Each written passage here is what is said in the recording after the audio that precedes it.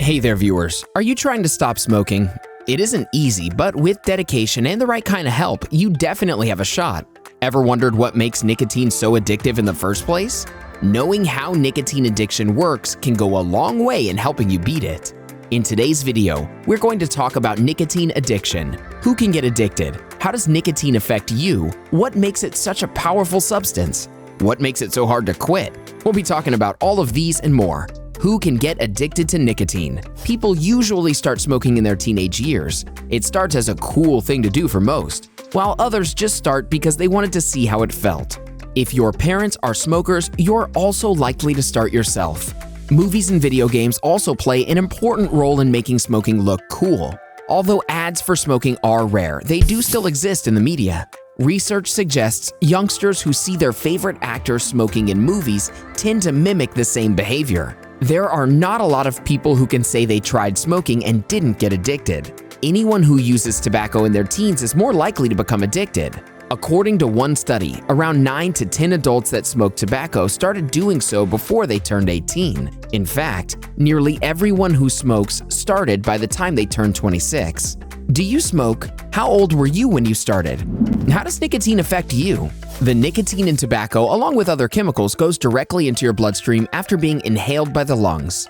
Once in the blood, the chemicals travel quickly to the rest of your body. When you ingest nicotine in small amounts, it can give you a pleasant feeling.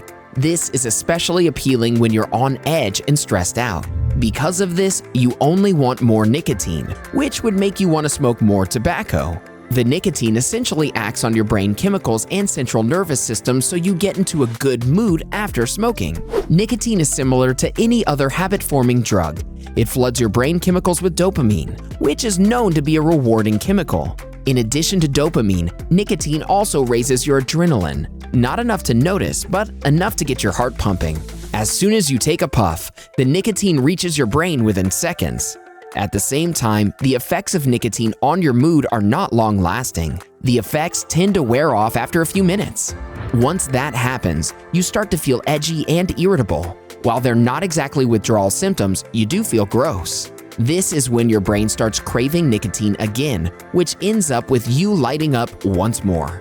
Once your body adapts to the nicotine, those small bursts won't be enough. You'll use more tobacco to meet your body's need for nicotine. This means there'll be more nicotine in your blood, which raises your tobacco usage even more, which is a vicious cycle. This particular phenomenon is known as tolerance.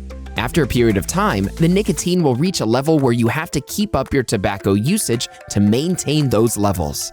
If you're a smoker, you become dependent on nicotine. If you stop smoking, you have withdrawal symptoms like physical and emotional irritability. You also get headaches and nervousness. You might even have trouble falling asleep. What really defines tobacco addiction is when you keep smoking, even when it's affecting your lungs and health. It also affects your family in different ways. Looking for answers on all the latest health and wellness news? Hit that subscribe button and join our millions of followers. Stay up to date on all of our great content. How powerful is nicotine addiction? To put it simply, pretty powerful. Around 2/3 of smokers claim they want to quit. Around half of those make an actual effort. But there are very few people who are able to wean themselves off smoking, especially when they have no help. The reason behind this is the physical and psychological dependence we have on nicotine. Nicotine affects your behavior and mood. As soon as you find yourself feeling irritable, you tend to immediately reach for another cigarette. This is especially true for people who depend on tobacco to manage their emotions rather than seeking out help from others.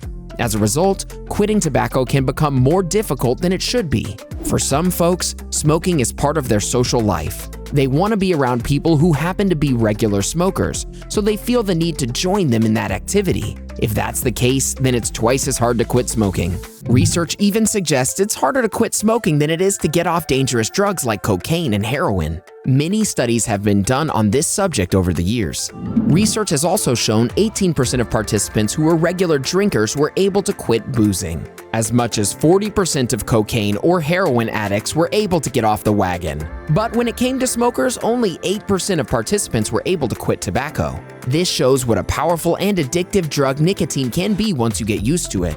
Why is it so hard to quit tobacco? When you try to cut back on smoking, you experience nicotine withdrawal. As mentioned earlier, this causes both physical and mental discomfort, which makes you crave cigarettes even harder. Physically, your body reacts to the lack of nicotine. You feel discomfort and experience headaches and dizziness. You might even have an increased appetite, which makes you put on a lot of weight. When it comes to mental discomfort, you'll be giving up a habit. Considering habits are hard to change, this is a difficult process as change in a behavior is not an easy thing to do. It's like losing a close friend. These discomforts don't go away, even when you try smokeless tobacco. According to research, smokeless tobacco users find it just as hard to give up the habit as those who smoke normal cigarettes. While there's no health-related danger when it comes to nicotine withdrawal, it's just how you feel and whether you can cope with it. The withdrawal symptoms appear within a few hours, showing how much your body craves the substance. These symptoms peak within 2 to 3 days. This is when all the nicotine in your body along with its byproducts have been completely flushed out. On the whole, these symptoms can last up to a few weeks. If you're able to keep your willpower and stay away from tobacco, you'll notice you're getting better every day you don't touch a cigarette. Are you trying to quit smoking? How's it going for you? Let us know in the comments below. Enjoyed this video?